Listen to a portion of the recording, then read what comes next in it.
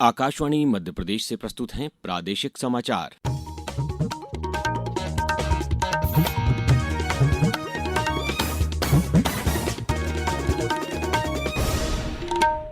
नमस्कार, समाचारों के साथ मैं अभिषेक कटियार। सबसे पहले इस बुलेटिन के मुख्य समाचार। प्रधानमंत्री नरेंद्र मोदी ने कहा, विदेशी निर्भरता सबसे बड़ी दुश्मन, आत्मनिर्भरता सबसे बड़ी दवा। केंद्रीय गृह मंत्री अमित शाह ने फिर कहा, अगले वर्ष मार्च तक देश से वामपंथी उग्रवाद पूरी तरह से समाप्त हो जाएगा। मुरैना स्थित देश की पहली सोलर प्लस स्टोरेज परियोजना बनी मिसाल, मिली न्यूनतम प्रति यूनिट टैरिफ दर। और गुना के गुलाब प्रोजेक्ट को मिला स्कॉच अवार्ड 2025। प्रदेश के 3 और विभागों के नवाचार हुए सम्मानित। अब समाचार विस्तार से। प्रधानमंत्री नरेंद्र मोदी ने आत्मनिर्भर भारत पर जोर देते हुए कहा है कि भारत का सबसे बड़ा दुश्मन विदेशों पर उसकी निर्भरता है और देश को इससे बाहर निकलना होगा।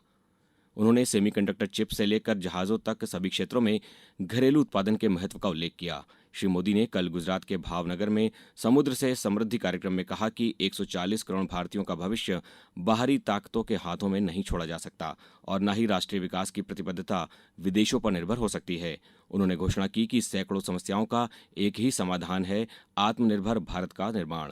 प्रधानमंत्री ने कहा कि इस लक्ष्य को हासिल करने के लिए चुनौतियों का सामना करना होगा, बाहरी निर्भरता कम करनी होगी और सच्ची आत्मनिर्भरता का प्रदर्शन करना होगा। देश के विकास के संकल्प को हम दूसरों की निर्भरता पर नहीं छोड़ सकते। हम भावी पीढ़ी के भविष्य को दांव पर नहीं लगा सकते। और इसलिए भाइयों बहनों, 100 दुखों की एक ही दवाई है और वो है आत्मनिर्भर भारत। लेकिन इसके लिए हमें चुनौतियों से टकराना होगा। हमें दूसरे देशों पर अपनी निर्भरता लगातार कम करते जाना होगा। केंद्रीय गृह मंत्री अमित शाह ने कहा है कि अगले वर्ष मार्च तक देश से वामपंथी उग्रवाद पूरी तरह से समाप्त हो जाएगा। एक निजी चैनल को दिए गए साक्षात्कार में श्री शाह ने कहा कि सरकार के प्रयासों से पिछले एक दशक में पूर्वोत्तर और वामपंथी उग्रवाद प्रभावित क्षेत्रों सहित 3 प्रमुख क्षेत्रों में हिंसक घटनाओं में 75% की कमी आई है। देश के 3 बड़े हॉटस्पॉट थे, कश्मीर, नॉर्थ ईस्ट और वामपंथी उग्रवाद। ये 10 साल के अंदर तीनों हॉटस्पॉट में हिंसा में 75% की कमी आई और वामपंथी उग्रवाद तो 31/3/26 को समाप्त हो गया। गृह मंत्री ने कहा कि पिछले 11 वर्षों से भी कम समय में सरकार ने करीब 60 करोड़ लोगों को आवास, बिजली, शौचालय, पेयजल और 5 लाख रुपए का स्वास्थ्य बीमा प्रदान किया है। मुरैना में सोलर प्लस स्टोरेज परियोजना देश की सबसे कम दर पर बिजली उपलब्ध करवाने वाली परियोजना बनी है। सोलर प्लस स्टोरेज परियोजना में 2.70 रुपए प्रति यूनिट अब तक की सबसे कम टैरिफ दर प्राप्त हुई है। यह देश की सबसे पहली परियोजना है जिसमें 3 रुपए प्रति यूनिट से कम पर फर्म और डिस्पैचेबल रिन्यूएबल एनर्जी उपलब्ध होगी। यह परियोजना 95% वार्षिक उपलब्धता के साथ भारत की पहली सोलर प्लस स्टोरेज परियोजना बन गई है। अब तक देश भर की परियोजनाओं में केवल 50% पीक आवर्स उपलब्धता और 85% वार्षिक उपलब्धता सुनिश्चित हो पाती थी।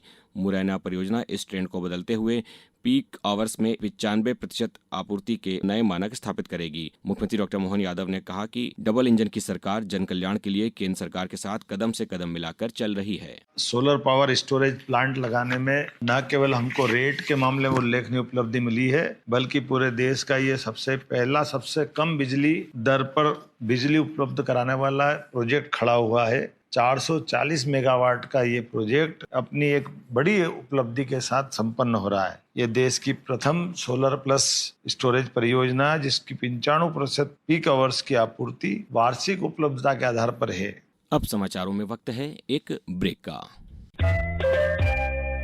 ये समाचार आप आकाशवाणी मध्य प्रदेश से सुन रहे हैं। ये समाचार बुलेटिन YouTube पर Madhya Pradesh news All India Radio channel पर और Facebook के साथ ही X प्लेटफॉर्म पर AIR न्यूज भोपाल पेज पर सुने जा सकते हैं। इसके अलावा आप हमारी वेबसाइट newsonair.gov.in पर या न्यूज ऑन AIR ऐप पर भी समाचार सुन सकते हैं।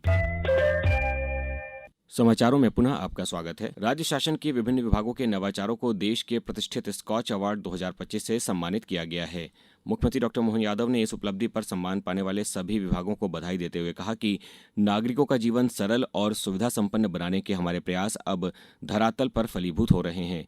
नई दिल्ली में कल हुए कार्यक्रम में संपदा 2.0, आयुष विभाग को ई मॉनिटरिंग सिस्टम एवं नागरिक सेवाओं के सशक्तिकरण के लिए स्कॉच अवार्ड से सम्मानित किया गया। वहीं राज्य कृषि विपणन बोर्ड के ई मंडी ऐप को स्कॉच गोल्ड तथा MP फार्म गेट ऐप को स्कॉच सिल्वर अवार्ड दिया गया। गुना जिले को भी देश के सर्वोच्च नवाचार सम्मान स्कॉच पुरस्कार 2025 से सम्मानित किया गया है। ये सम्मान गुना जिले के उद्यानिकी विभाग की अभिनव परियोजना गुना गुलाबों के नगर की ओर बढ़ते कदम पॉली हाउस के माध्यम से पुष्प क्रांति को प्रदान किया गया। प्रधानमंत्री नरेंद्र मोदी के नेतृत्व में सेवा और सुशासन के मंत्र से प्रेरित सरकार परिवर्तन और प्रगति लाने के लिए अथक प्रयास कर रही है। आज की विशेष श्रृंखला सेवा पर्व में हम आपके लिए लेकर आए हैं कि मोदी सरकार ने किस तरह डिजिटल स्वास्थ्य पारिस्थितिकी तंत्र को सशक्त किया और स्वास्थ्य देखभाल को अधिक सुगम और तर्कसंगत बनाया। पेश है एक रिपोर्ट।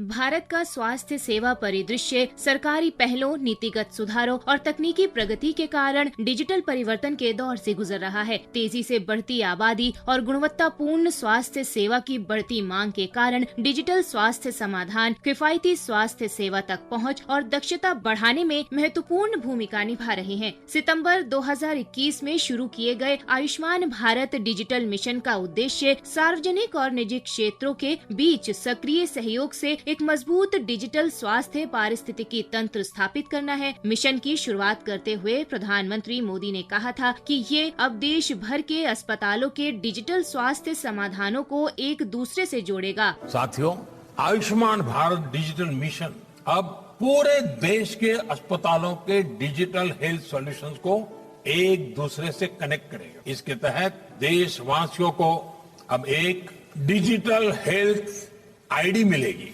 हर नागरिक का हेल्थ रिकॉर्ड डिजिटली सुरक्षित रहेगा। डिजिटल हेल्थ आईडी के माध्यम से मरीज खुद भी और डॉक्टर भी पुराने रिकॉर्ड को जरूरत पड़ने पर चेक कर सकता है। 2021 से 2026 तक 5 वर्षों में 1600 करोड़ रुपए के नियोजित परिव्यय के साथ इस मिशन का उद्देश्य भारत के विकसित होते स्वास्थ्य सेवा बुनियादी ढांचे का समर्थन करने के लिए आवश्यक डिजिटल आधार तैयार करना है। समाचार कक्ष से सरफिरोजी। प्रदेश में चलाए जा रहे सेवा पखवाड़े में विभिन्न कार्यक्रम आयोजित किए जा रहे हैं। इंदौर में 15 वर्ष तक के दिव्यांग बच्चों की पहचान के लिए 12 स्क्रीनिंग शिविरों का आयोजन किया जाएगा। पहला शिविर 22 सितंबर को मानपुर में आयोजित होगा।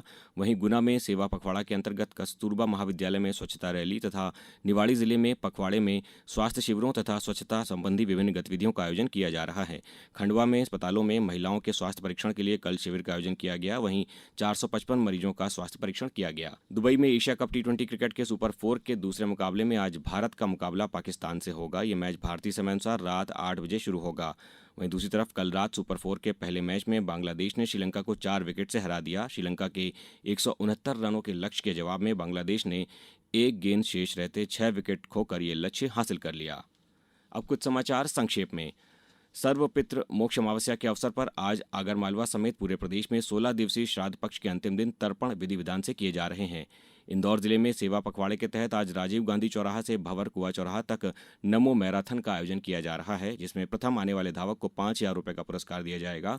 शिवपुरी जिले में स्वस्थ नारी सशक्त परिवार अभियान के अंतर्गत तनाव प्रबंधन कार्यशाला में प्रख्यात तनाव प्रबंधन विशेषज्ञ डॉक्टर ऋचा का व्याख्यान होगा। जनजातीय कार्य विभाग के मंत्री डॉक्टर कुंवर विजय शाह ने कल खंडवा जामनी गुर्जर मुख्य मार्ग से कन्या शिक्षा परिसर तक 40 लाख की लागत से पहुंच मार्ग का भूमि पूजन किया। भोपाल से अहमदाबाद के लिए आज से एक अतिरिक्त उड़ान की सुविधा यात्रियों को मिलने जा रही है। और बैतूल कलेक्टर ने कल शांति समिति की बैठक में कानून व्यवस्था का पालन करने समेत शांतिपूर्ण पर्व को लेकर दिशा निर्देश दिए। इस बुलेटिन में इतना ही। अगला बुलेटिन सुनिए दोपहर 2:10 पर। नमस्कार।